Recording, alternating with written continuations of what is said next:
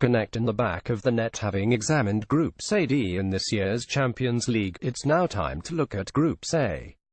Group E: Spartak Moscow, Sevilla, Liverpool, Maribor. Like Manchester United, Liverpool have been handed a relatively easy and straightforward group, and it would be a failure if Liverpool weren't to finish top.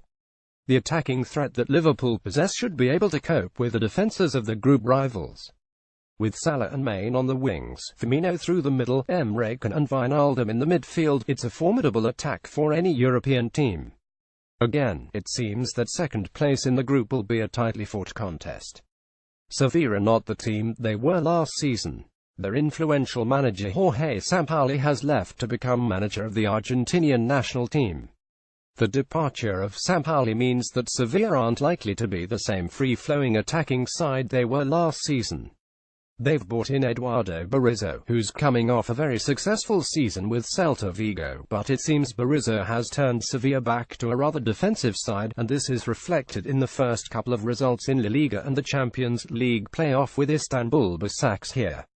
Transfer-wise, Sevilla have lost the director of football, Munchi, to Roma. Yet this hasn't hampered the transfer dealings. They've brought in the likes of Luis Muriel, Ever Banega, Nolito and Simon Kjaer, to name just a few. Spartak Moscow, on the other hand, are coming off the most successful season for 17 years.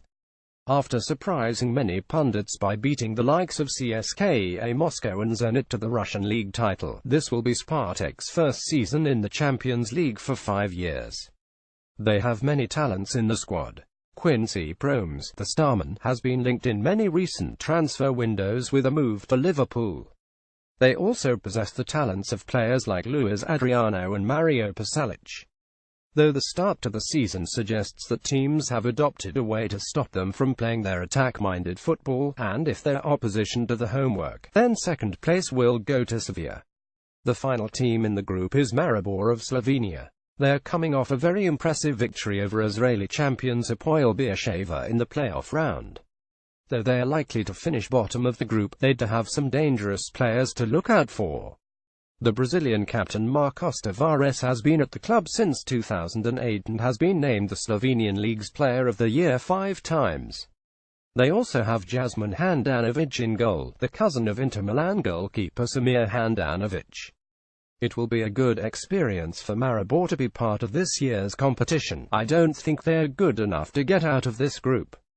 Prediction: Liverpool, Sevilla, Spartak Moscow, Maribor. Group F: Shakhtar Donetsk, Manchester City, Napoli. Feyenoord. Group F may be one of the most open groups in this year's competition. Though many British pundits in particular are saying that Manchester City are easy winners in this group, I couldn't disagree more. Like Liverpool, Manchester City's attack is one of the most feared in Europe. Gabriel Jesus, Kevin De Bruyne, David Silva, Bernardo Silva, Leroy Sane, Sergio Aguero, Raheem Sterling. The list is endless, but the problem is the defense. Without a shadow of a doubt, Vincent Kompany, when fit, is the best defender in the Premier League. When he's not fit, they have one of the worst defenses in the Premier League. If Nicolas Otamendi, John Stones and Eliakim Mangala aren't really good enough for a team like Manchester City in the Premier League, they certainly aren't good enough for the Champions League, and this could be a problem. I truly believe that Napoli will finish top of this group. The job that Maurizio Sarri has done with the club from Naples is remarkable. He's turned them from a team who were competing for the final European place to a team who many are predicting may beat Juventus to the Scudetto this year. Like Manchester City, their attacking talent is endless. The likes of Dries Mertens, Jose Callejon, Lorenzo Insigne, Arkadiusz Milik and club captain Marek Hamsik have all turned Napoli to an Italian powerhouse again. Like all Italian clubs, Napoli's defense is strong and powerful. The centre-back trio of Kalidou Koulibaly, Raul Albiol and Lorenzo Donelli form a formidable defence who have stopped many great attackers in Serie A. Add to this the fortress that is the San Paolo. They will be a force to be reckoned with this season. Shakhtar are also a difficult team to play against. Famed throughout the years for developing young talent from South America, they are always linked with a fast style of football that is free-flowing and full of flair. Like Napoli and Manchester City, Shakhtar's attack is endless. Marlos, Tazon, Bernard, Fred and Facundo Ferreira will cause problems. Add to this club legend Dario Serna commanding the right wing. They could be a dark horse for this year's competition. The only negative that could go against Shakhtar this season is the fact that they are not playing in the Donbass arena due to the terrible war in Crimea. Now playing in Kharkiv, Shakhtar will have to find a way of making it work in their advantage. Dutch champions Feyenoord will be again a challenge for all teams in the group.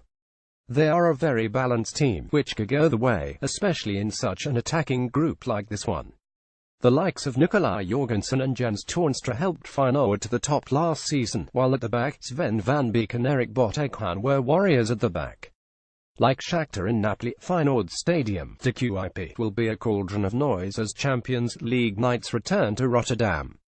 Will Manchester City's atmosphere at the Etihad hamper their chances this season? Prediction: Napoli, Manchester City, Shakhtar Donetsk. Feyenoord Group G, Monaco, Porto, Besiktas, RB Leipzig. This is the most opened group in the competition. Every club in this group is of the same stature and the quality is the same throughout. Monaco have had a very eventful summer. Many of Monaco's stars from last season have left to go to the European rivals, but Monaco have rebuilt well. They've brought in the likes of Terence Kongolo, Rashid Ghezal, Keita Balde, Yuri Tielemans and Stevan Jovetic.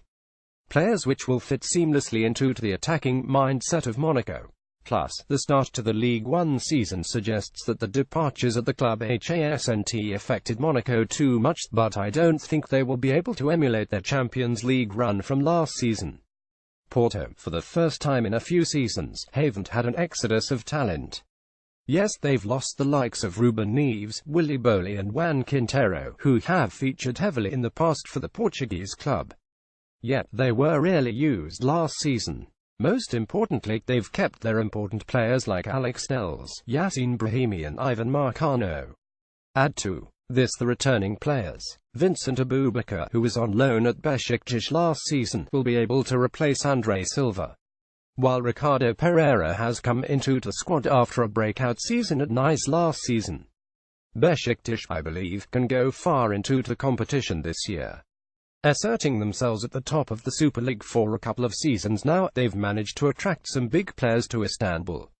Through the very well-run social media team, using the Komito Besiktas, the club has signed the likes of Pepe, Gary Medel and Alvaro Negredo, who all have European pedigree. Plus, we've seen last season what they are capable of on a European stage, with impressive performances against Benfica and Napoli. Last season's campaign will have taught them a lot, and it will help them massively this season. This will be RB Leipzig's first ever season in the Champions League. The East German club shocked many in the Bundesliga last season, by finishing second ahead of well-established clubs like Borussia Dortmund, Schalke and Bayer Leverkusen. They played exciting, attacking football like Monaco did last season. But unlike Monaco, RB Leipzig have kept all the players. Though the likes of Emil Forsberg, Timo Werner and Naby Keita have been wanted across Europe, they've all stayed at Leipzig this season. With Keita joining Liverpool next season, RB Leipzig will want to put in a very good performance in this season's Champions League, and maybe make him regret moving to Liverpool. Prediction: Besiktas, Monaco, RB Leipzig, Porto. Group H, Real Madrid, Borussia Dortmund, Tottenham, Apoel Nicosia. This group, in my opinion, is very easy to predict. Real Madrid are far and away the best team in Europe and will finish top of the group. Keeping most of the squad together and breeding in some youngsters like Marco Asensio, Dani Ceballos and Jesus Vallejo. One thing Madrid will want to do this season is beat Dortmund this season. In last season's competition, Madrid and Dortmund drew both their games in the group stage last season, and if they want to show Europe that they're better than ever before, beating Dortmund twice this season will be one of the top priorities. I find it laughable that many British pundits think that Tottenham can finish above Dortmund. BVB are far and away a better team than Spurs. Peter Bosz has brought a feel-good factor back to Dortmund. They are playing more attacking style of football than they did under Thomas Tuchel, and yes, they've lost Ousmane Dembele, but Dortmund have started the season well without him. Christian Pulisic has stepped up and is playing well on the right wing, while Uri Sahin is back to his best form, playing in front of the back four. Plus, Dortmund have spent the money very well. Andriy Yarmolenko and Jeremy Toljan have all joined since the departure of Dembele, and they've managed to keep Aubameyang. Dortmund are a team to be feared this season. The fact that Spurs are playing at Wembley is a real problem. We saw last season that they were defeated by a very good Monaco team, a below-average Bayer Leverkusen team and a poor Gent team. This season they've already dropped more points at home than they did last season. A saving grace for Spurs is that they've made good signings in Serge Aurier and Davinson Sanchez. Aurier will command the right wing, while we saw Sanchez quality throughout Ajax's Europa League run last season. Yet this simply won't be enough for Spurs to get out of this group. Unfortunately for APOEL, this might be a long Champions League campaign for them. Beating Slavia Prague marginally in the playoff round, the depth and quality of the squad can't compete with the other three teams. But like Karabag, the fact that they are based in Cyprus could play into their advantage. Traveling this far could mess with the logistics of the other three teams, and the fatigue this could cause can play into APOEL's hands. Prediction: Real Madrid, Borussia Dortmund, Tottenham, APOEL, Nicosia. Written by San Misra. Follow San on Twitter @ShanMisra. Like Oposts on Facebook. You can also follow Oposts on Twitter @Oposts.